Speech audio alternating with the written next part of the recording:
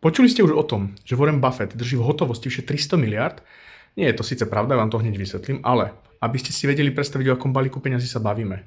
Za mnou hrá Premier League, zápas teraz, momentálne.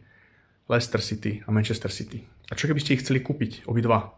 Čo keby ste chceli kúpiť všetkých 20 tímov Premier League? K tomu všetky tímy španielskej, talianskej, francúzskej aj nemeckej ligy a stále vám viac ako 2/3 tých peňazí zostanú. Tak takýto balík peňazí to naozaj je. A teraz prečo nedrží Warren Buffett ten cash, tú hotovosť? Len aby ste si vedeli predstaviť, koľko je to v objeme. Tak je to asi 3500 tón papiera a rozlohou by to bolo jedno futbalové ihrisko, kompletne zaplnené do výšky 4 metrov. Kde by to skladoval? Ako by tie peniaze prenášal?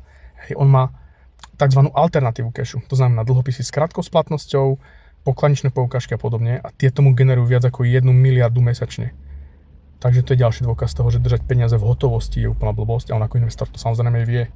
Ďalšia vec je, že Berkshire Hathaway, jeho spoločnosť, ktorá má vlastne 1/3 svojich peňazí v takéto alternatíve cashu, čo je, dal by sa povedať, že brzda pri investovaní, tak zarobil za minulý rok viac ako 30%.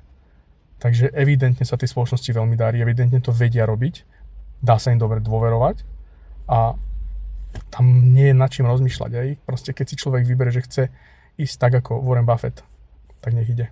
Nezabudnite, investovanie je cesta.